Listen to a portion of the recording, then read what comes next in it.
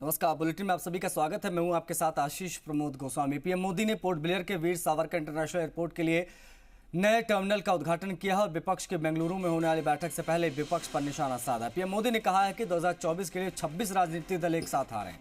कुछ लोग भारत के बदहाली की दुकान खोलकर बैठ गए हैं। ये लोग बेईमानी का सम्मेलन कर रहे हैं। ये लोग घोटालेबाज लोगों को सम्मान दे रहे हैं। जेल जाने वाले लोगों को खास सम्मान दिया जाता है। आजकल ये लोग बेंगलुरु में जुटे हुए हैं। ये जातिवादी और करप्ट लोग हैं। चेहरे पर कई चेहरे लगाकर बैठे हैं। कुछ इस तरीके से प्रधानमंत्री मोदी ने निशाना साधा है विपक्षी दलों पर। विपक्षी दलों पर बरसते नजर आए प्रधानमंत्री, कहना गलत नहीं होगा। बेंगलुरु में कट्टर भ्रष्टाचारियों का जमावड़ा लगा है। पूरा परिवार एक साथ है। कुछ और दलों को लेकर भी यहां पर टिप्पणी की है प्रधानमंत्री मोदी ने।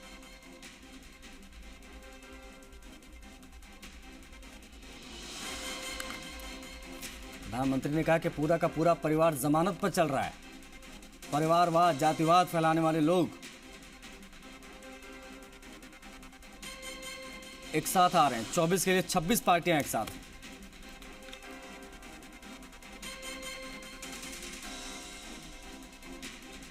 आपको बता दें कि आज समूचा विपक्ष एकजुट है।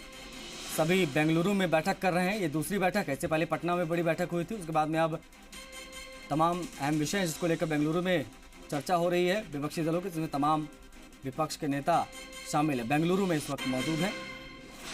आम आदमी पार्टी से लेकर तमाम दल बेंगलुरु में हैं। कांग्रेस पार्टी की अगुवाई में यहाँ पर बैठक चल रही है। प्रधानमंत्री ने निशाना साधा। आजादी के 75 वर्षों में हमारा भारत कहीं से कहीं पहुंच सकता था, और ये मैं बहुत जिम्मेवारी से कह रहा हूं, कहीं से कहीं पहुंच सकता था। हम भारतीयों के सामर्थ्य में कभी कोई कमी नहीं रही है, लेकिन सामान्य भारतीय के इस सामर्थ्य के साथ हमेशा भ्रष्टाचारी और परिवारवादी पार्टियों ने अन्याय किया। आज देश के लोग 2024 चुनाव में फिर एक बार हमारी सरकार वापस लाने का मन बना चुके हैं, निर्णय ले चुके हैं। भ्रष्टाचार की इस दुकान में जुटे हुए ये सभी परिवारवाद के कट्टर समर्थक हैं। न खाता न वही, जो परिवार कहे वही सही।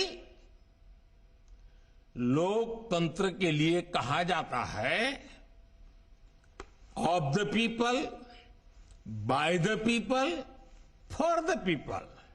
लेकिन इन परिवारवादियों का मंत्र है of the family, by the family, for the family. आज प्रधानमंत्री मोदी ने कांग्रेस समेत तमाम विपक्षी दलों पर कुछ इस अंदाज में जमकर निशाना साधा है। उन्होंने राहुल गांधी की मोहब्बत वाली दुकान वाले बयान पर भी पलटवार किया है। क्या कहा है, इस पर भी देखिए। बीजेपी हिंदुस्तान को तोड़ने का काम कर रही है, नफरत फैलाने का काम कर रही है, हिंसा फैलाने का काम कर रही है, और कांग्रेस पार्टी जोड़ने का काम कर रही है और मोहब्बत फैलाने का काम कर रही है। इनकी दुकान पर दो चीजों की गारंटी मिलती है। एक तो ये अपनी दुकान पर जातिवाद का जहर बेचते हैं, और दूसरा ये लोग असीमित भ्रष्टाचार करते हैं। वहीं प्रधानमंत्री मोदी ने दिल्ली के सीएम केजरीवाल पर भी निशाना साधा है। केजरीवाल के कट्टर ईमानदार वाले दावे पर पलटवार करते हुए पीएम ने विपक्षी दलों की बैठक को कट्टर भ्रष्टाचारी सम्मेलन बता दिया। हमसे सीखिए, जैसे हम ईमानदार हैं आप भी ईमानदार बनिए। होना चाहिए कि नहीं होना चाहिए? दूसरों से अच्छी बात सीखनी चाहिए कि नहीं सीखनी चाहिए? हम ईमानदार हैं, हम कट्टर ईमानदार हैं। हम बोलते हैं हम कट्टर ईमानदार हैं, हमारे ऊपर आप रेड मरवाते हो, कुछ नहीं मिलता। आप भी ईमानदार बनो। आप क्यों नहीं ईमानदार बनते? जब ये लोग कैमरे के सामने एक फ्रेम में आ जाते हैं तो पहला विचार देश के सामने क्या आता है? पहला विचार देश के लोगों के मन में यही आता है, पूरा फ्रेम देख करके देशवासी यही बोल उठता है, लाखों करोड़ों रुपए का भ्रष्टाचार। इसलिए देश की जनता कह रही है कि ये तो कट्टर भ्रष्टाचारी सम्मेलन हो रहा है, कट्टर भ्रष्टाचारी सम्मेलन हो रहा है। बेंगलुरु में विपक्ष की बैठक को टक्कर देने के लिए आज एनडीए की भी बैठक होने वाली है। दिल्ली में बीजेपी ने अपने सहयोगी दलों की बैठक बुलाई है। बताया यह जा रहा है कि यह बैठक तो विपक्ष से भी बड़ी होने वाली है। एनडीए की बैठक में 38 दलों के भाग लेने की उम्मीद है। बेंगलुरु में विपक्ष तो दिल्ली में सत्ताधारी दल एनडीए अपनी ताकत दिखाने जा रही है। आज दिल्ली में एनडीए की अहम बैठक होने वाली है। दावा किया जा रहा है कि इस बैठक में विपक्ष के 26 दलों के मुकाबले एनडीए के 38 दल शामिल होंगे। नेशनल डेमोक्रेटिक अलायंस की बैठक शाम को आहूत की गई है और कुल मिलाकर के अभी तक 38 हमारे पार्टनर्स, जो हमारे एनडीए के पार्टनर्स हैं, उनकी कंफर्मेशन आ चुकी है। जेपी नड्डा ने विपक्ष पर हमला बोलते हुए कहा कि गांधी परिवार बेल पर है। 20 लाख करोड़ रुपए के घोटाले पर पर्दा, आधे लोग न्यायालय से बेल पर, और पहली सरकार भी आम आदमी पार्टी ने कांग्रेस के समर्थन से बनाई थी। प्रधानमंत्री नरेंद्र मोदी और गृह मंत्री अमित शाह व्यक्तिगत रूप से बैठक का मार्गदर्शन करेंगे। एलजेपी के नेता चिराग पासवान एनडीए में शामिल हो गए हैं। जेपी नड्डा ने ट्वीट करके उनको एनडीए में शामिल होने की बधाई दी। 2024 में बीजेपी को हराने के लिए विपक्ष रणनीति तैयार करने में जुटा हुआ है। बेंगलुरु में हो रही विपक्ष की बैठक का दूसरा दिन है। बैठक में बीजेपी के खिलाफ एजेंडा तैयार किया जा रहा है। विपक्षी एकता की दूसरे दिन की बैठक बेंगलुरु में जारी हो गई है। 2024 में मोदी सरकार को घेरने के लिए 26 दलों के सीनियर लीडर जुटे हैं।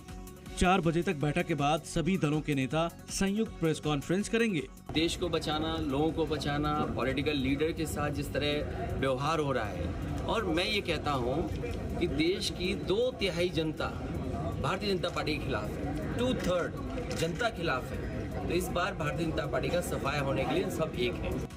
माना यह जा रहा है कि इस बैठक में कई मुद्दों पर चर्चा होना तय है। 2024 लोकसभा चुनाव में गठबंधन के लिए कॉमन मिनिमम प्रोग्राम और कम्युनिकेशन पॉइंट ड्राफ्ट करने के लिए एक सब कमेटी गठित करना, सभी दलों द्वारा साझा तौर पर किए जाने वाली रैली और आंदोलन के कार्यक्रमों की रूपरेखा तैयार करने के लिए एक सब कमेटी का गठन करना, राज्य स्तर पर सीट शेयरिंग की प्रक्रिया पर चर्चा, ईवीएम की समस्याओं और ईसीआई के सुधार के लिए सुझावों पर चर्चा। बेंगलुरु की सड़कों पर बिहार के मुख्यमंत्री नीतीश कुमार के खिलाफ होर्डिंग दिखाई दिए। होर्डिंग में नीतीश कुमार को द अनस्टेबल पीएम कैंडिडेट बताया गया।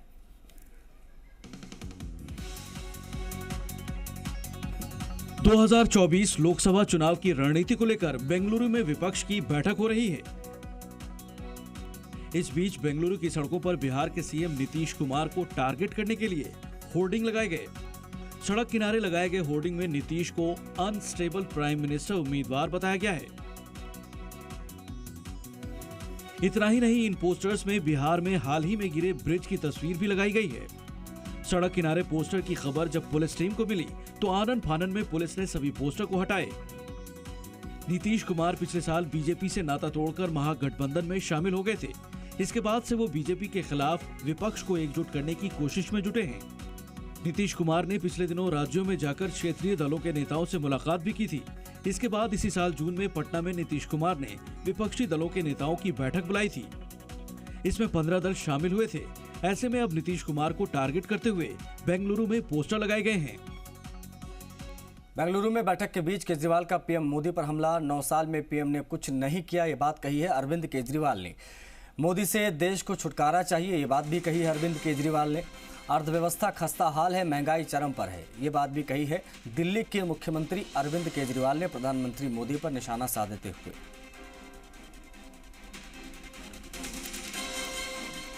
I think it is important because Mr. Narendra Modi got a chance to rule the country for the last 10 years, and he has made a complete mess of almost every sector in the country. He has created so much of hatred amongst the people. The economy is in shambles. There is so much of inflation. There is so much of unemployment in all sectors. So now I think it's a time that people of this country want to get rid of him. So everyone needs to come together and